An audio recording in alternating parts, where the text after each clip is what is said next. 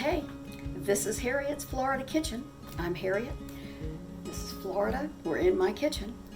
Now today, we're gonna make a really classic Tampa dish, and my friends in Tampa will be surprised to hear me say that I have never made this from scratch before. We're making arroz amarillo con pollo, which means yellow rice and chicken in Spanish. And the reason I've never made it from scratch is because Tampa has yellow rice and chicken everywhere. You can get yellow rice and chicken as much as in as many places as you can get hamburgers. And it's available most of the time for any events, anytime anybody cooks. It's available New Year. You go to somebody's house for a New Year's Day party, they have yellow rice and chicken. If we're going to someplace for Christmas Eve, they have yellow rice and chicken. If somebody dies, everybody brings yellow rice and chicken to your house. You go to a covered dish something for your church, somebody's bringing yellow rice and chicken. So, it's really good. Everybody makes good, except that I don't like it with chicken breast. You know I don't like chicken breast. I've said that before. Loyal viewers will remember that I think chicken breasts dry out too much. So, I'm gonna make it with chicken thighs, and I'm making it from one of Tampa's classic cookbooks. Now, there used to be a wonderful restaurant called Las Novedades, and Las Novedades opened in 1890 and was owned by the Garcia family. And Clarita Garcia wrote a cookbook that is a classic. I do not know anyone who does not have it in her kitchen, and it's called Clarita's Cocina. And Clarita had a daughter named Carmen, who was also a friend of mine, and now Carmen's daughter Melissa is now my friend, and I met her in London of all places. But even better, Clarita's best friend was one Nuchi, who was, yes, Cristina's mother. Cristina, who gave us the flan recipe, and Cristina's mother, Nuchi's mother, was the one who lived in the Havana orphanage that the flan recipe comes from. Now that you know that. So yellow rice and chicken goes way back in Tampa lore, because there's another great story, sort of great story, that when Teddy Roosevelt and his Rough Riders came to Tampa to sort of muster to get ready to go down to Cuba for the Spanish-American War, they spent a good bit of time in Tampa, Tampa Bay Hotel, and gallivanting about on their horses and drinking Cuba Libres, because Coca-Cola had just been invented and they were mixing it with Cuban rum. But one day, they all the Rough Riders and Teddy Roosevelt rode into Las Novedades on their horses and ordered and loved arroz amarillo con pollo. So that's a great story, and I bow to no one in my love of Teddy Roosevelt, but I think it's kind of rude that they rode into the restaurant like that. That's got to have been a problem for the cleanup. Anyway, we are going to make it today from scratch, and I've already begun putting certain things in motion. Now, the easiest thing for something like this is to prep it. So, I've already prepped. You didn't need to see me doing the onions or the chopping up the green peppers, which I hate, but happily it's only half a green pepper, and parsley and the peas. It calls for, of course I'll put the recipe down below. It'll be on the right hand side of your screen. And of course I will let you know everything. There are some shortcuts, and Christina's mother, in her copy of this book, put her shortcuts, because she, instead of making it in a skillet, she decided to make it in a Dutch oven. And also, instead of doing what we're doing today, which is using white rice and putting saffron in it, she began to use the excellent Vigo ready-to-go yellow rice. So in the recipe, I'll put the original recipe, and then in red, I'll put Christina's mother's improvements, and I'll also put that up on the screen because I have a copy of what her recipe looks like with all of her improvements. Okay, now the thing is, we're all prepped, and we have wine and broth and things like that all ready to go over there. But the way that here's one of those tricky things in these recipes, is that it says put the toasted saffron into the hot chicken broth. It doesn't say that much about toasting the saffron, so I said, Cristina, how did she do that? Did she put it in the oven? How did she do it? How do you keep it? Because you've got to do it fast so it doesn't burn. She said, oh no, she would just put a pinch of it on the top of a pan that she was already cooking something in. So, okay, I'll do that. So I needed to, in order to peel the tomato, it's always easier if you may not know this trick, it's easy if you boil some water and you put the tomato into the water. Let me make space for my camera. If you put it into the water and leave it in there for about 10 seconds. But we do happen to have a pan going, so pinch of saffron is what the recipe calls for. So I'm just going to put it on the pan, just like Christina's mother. And I said, well, for how long? She said, oh, just till you can begin to smell it. So, fine. We're going to see if this works. Okay, Cristina, once again, I'll follow your directions if that's what you say. Now, next thing we're going to do is we're going to start the chicken. So I'm going to turn the oven on medium high, and I'm going to put the olive oil in here. Calls for Spanish olive oil, but I think I'm using probably Vigo or something like that. Should be fine. And I'm going to let that begin to, it's going to get kind of, I'm going to let it kind of get to a point where it's shimmering before I put in the chicken thighs. That's another thing. The original recipe calls for a whole chicken. I'm using chicken thighs, which is the improvement that Christina's mother added in. Okay, I'm going to turn off my phone for just a second. Oh, wait. Let's see if it's beginning to toast. Hold on. Wait a minute. Let's see if it looks any different. Can't quite smell it yet. I don't think it's doing it. But you know, it was a kind of a dark color when I put it on. And now it's getting to be a little bit redder. Let's see what... Yeah, I can now smell it, so I'm going to take it off. I think that's just about enough. Okay. And I'm going to put it over here. I'm going to dust it. Where can I put it? Oh dear. Let's put it someplace where it won't get screwed up. Well, I'll tell you what, I'll put it on the lid of this. It'll have this very peculiar little thing that this is in. All right, I'm going to put it here. I'm going to just dust it off onto this because I need to heat up. I'm going to heat up the chicken broth to put it into. But meanwhile, first of all, I'm going to put in the tomato so you can see how I do this. So here goes the tomato. You do nothing to it except put it in. And it takes about 10 seconds. Not enough to cook it, because you can even do this when you're not going to cook the tomatoes. It's been on there 3 or 4 seconds. 5, 6, 7, 8, 9, 10, maybe a little bit more, 11, 12. You know, this isn't the kind of tomato I love. This tomato was not quite as red as I would have liked, but I ordered it from Publix and had it delivered, so I didn't get to choose it myself. I'm trying to be really good about the coronavirus. I wonder if that's going to be, well, actually now it's probably been on 20 seconds, hasn't it?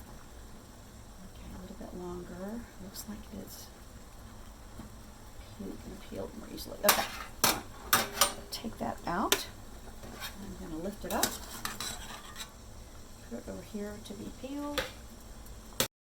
Okay, we're now going to put the chicken in.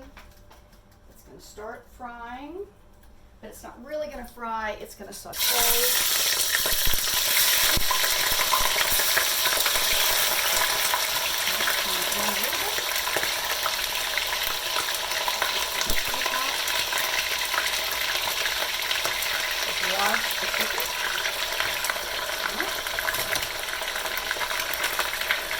Started.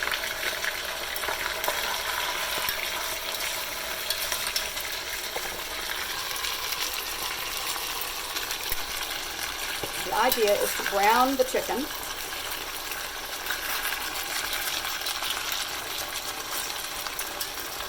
Start on the side of the skin.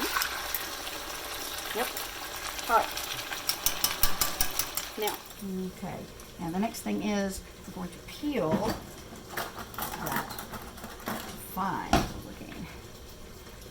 You see how easy this is? All at that point you just put it in that water and it just comes right off. Could not be easier. Definitely will change your life if you've never done this before. Just comes off. All right. Here it comes. Now, that is going to be mushed in with a bunch of other stuff in just a minute. And here is the saffron, and it goes in here, and that is going to go into, whoops, it's going to go with the wine. Here it goes. It's going to go into the wine in just a minute. Stir this around.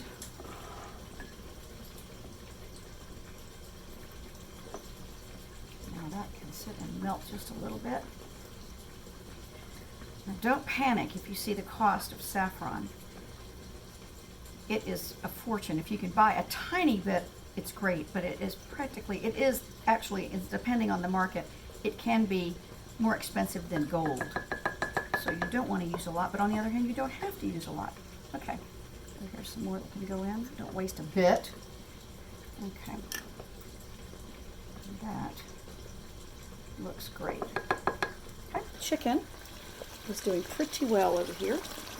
It is, let's see how it's browning. Let's have a look.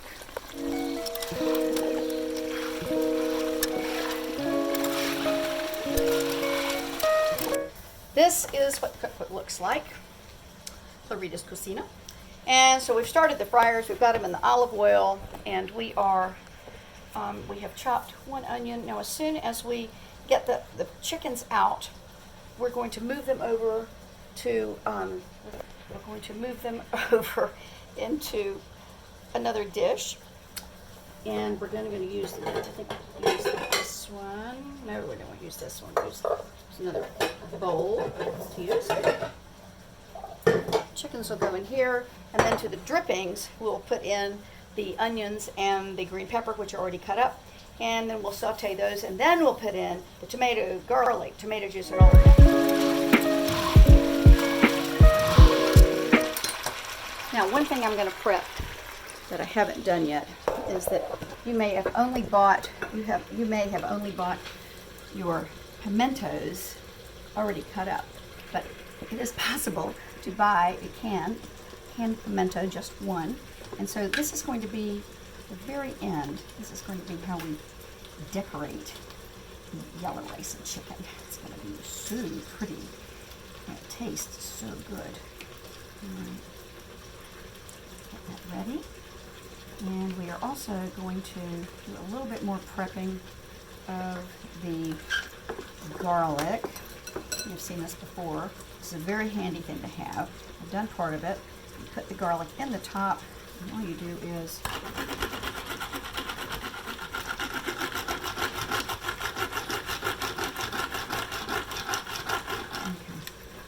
and that is that. We're going to take the chicken out now, put it in the bowl, and to the drippings, and turn this down, put the drippings in the pan. See, they look really nice.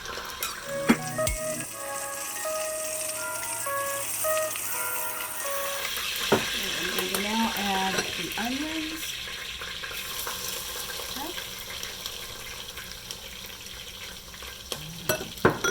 Peppers. Can you see this? Yes, you can. Okay. All right.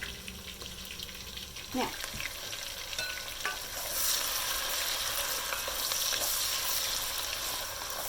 these. And we're sauteing these until they're transparent.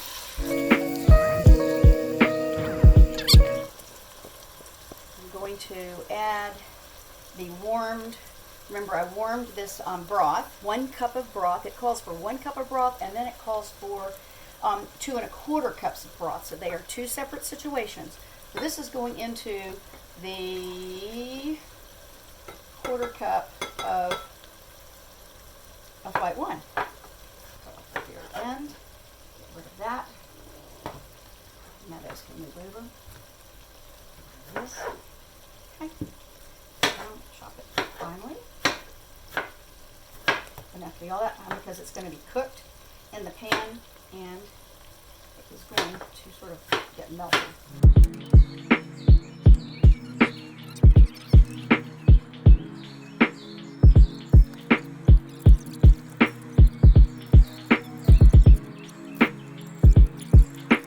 As soon as that is mushy, we're going to pour this all into the same pan, and then we're going to add some parsley, 1 sprig of parsley, and we are going to.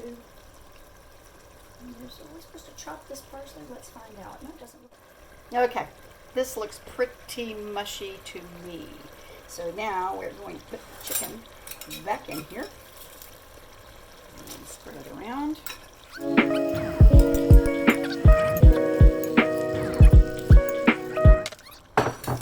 And now the saffron goes in. This has the wine and the chicken broth. And we are going to then cover, we're going to cook the chicken for about 15 minutes. And I'm going to turn it back up. I think I'm going to bring it back up to a boil for just a minute. And put the lid on it. Forgot to tell you I needed to add the parsley, but very important part. There it goes. Okay, in goes the parsley. And it's coming back up. All right. Oh, looking nice and yellow. Look at that. It's beautiful. 15 minutes later. So now we're going to put in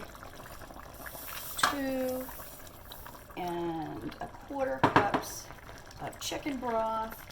And first we're going to put the rice in. We did put the rice in. And we'll just distribute it evenly.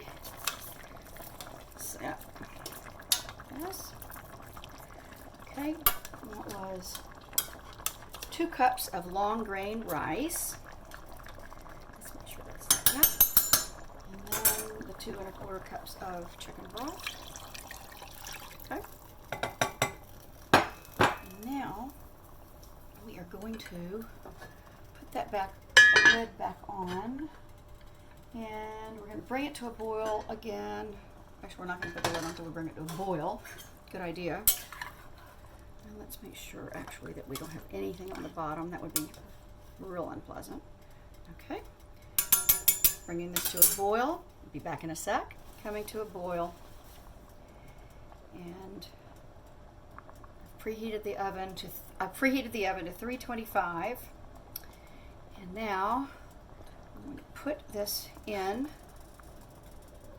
I've also adjusted the racks so that there's enough room for it, you see. Okay. And now I'll put this in. Be very careful because it's been on the stove, so it's hot. And it goes into the oven. And I'll be back. I'll be back shortly.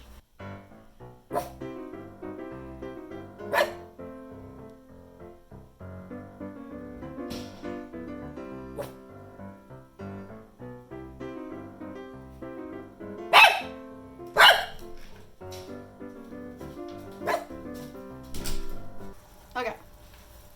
Now, what I have done is I have, in order to, I'm going to serve it in this, which doesn't have to be hot, but I needed to warm it up a little bit because I didn't want to have a chilled serving dish. So I put hot water in it.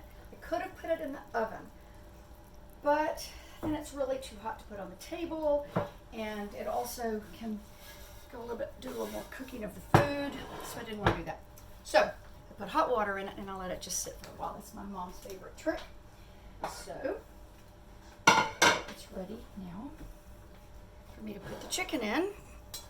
All right, so it didn't get as yellow as I would like. Probably what I needed to do was I needed to put more of the saffron. I literally did a pinch. Now, you know, something like that is always going to be a little bit tricky because what's a pinch? So I think maybe instead of a pinch, maybe it is maybe a big fat pinch. And, ouch, I'm putting this in here. I'm not going to, now I also could have cooked it in the thing I was going to serve it in. But Christina's mother's note said a Dutch oven. So I thought I'd better do it. It's a pretty big dish. I mean, I've got a lot. It's got to fit. I'm not sure. We're going to see whether this will fit in here to see whether I could have. But also, you know what? I think I'm going to love this because it's going to be so moist. And if I'd done it in a big flat dish like this, I think it would have dried out, which is sometimes my complaint about people's yellow rice and chicken, because it can get a little dry, especially the dreaded chicken breasts. Okay, this is looking amazing. All right. The rest of this in, so it fits pretty well in a container like this, which is great to know. But I'm still happy I did it in the Dutch oven. It's that Le Creuset heavy, nice iron pot. that just makes everything easy because it's really hard to burn anything in it. You can burn things in it, mind you, but you're pretty safe most of the time. Okay, oh gosh, doesn't that look nice? I'll bring this over here so you can see it too. We can share. Right, now the garni. So it calls for canned peas. I can't stand canned peas. I think they're disgusting. So I am using frozen peas, which I let just sit out on the counter and they defrosted. This looks just fine. And they're going to taste really good. And if you had fresh peas and you wanted to do that, all the better. Okay, now I'm just going to put a little of the pimento around on it. This will look lovely. You don't have to use a ton of pimento. Just enough. Maybe so it doesn't look like it has snakes. Let's see, let's pull this apart. Maybe I'll use one of these. Okay. All right, remember I cut it up so I have as much as I want. And if I have a lot left over, which it looks like I will, I am going to make pimento cheese with cheddar, which is a southern thing you might not know how to make. Okay, here is, so now we put some parsley around to make it beautiful. I know this is a very 50s thing to do, but you have to admit, look, it looks great.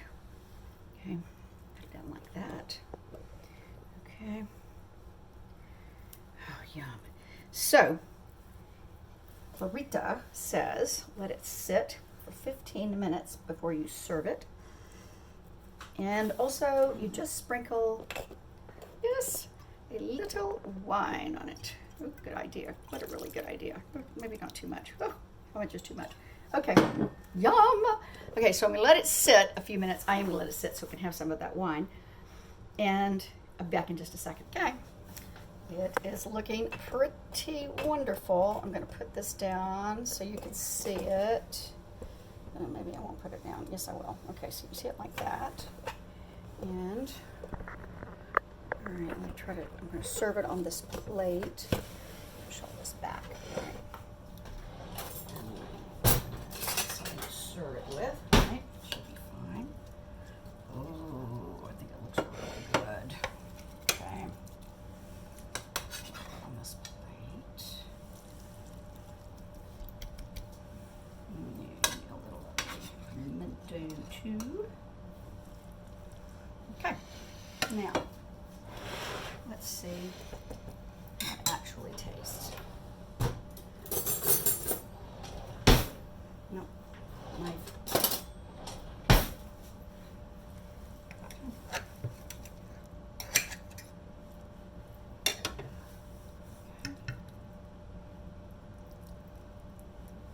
Oh, skin. Okay.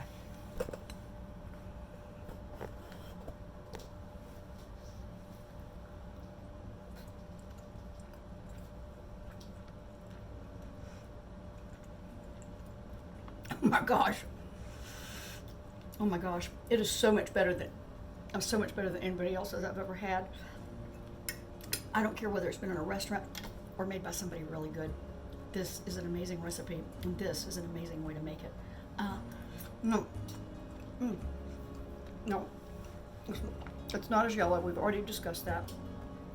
But the yellow, I mean, the saffron makes a color, and there's a teeny bit of flavor from saffron, but wow, this is so great. You can just barely taste. You can taste a little bit of the garlic, and you can taste a little bit of the onion, and a little bit, even the green pepper really only adds to it instead of being disgusting, which you know I feel like it usually is. But it is out of this world. Once again, a perfect video. I was a little nervous about that rice. It didn't look like it was done, but 10 more minutes did it. And you know my motto, the show that screws up so you don't have to. But this was not a screw up. This was perfect, and I couldn't be more thrilled. And if you make it, you will be too. Well, thank you for spending another, whatever it was you did, afternoon or morning with Harriet's Florida Kitchen. Thanks so much. Bye.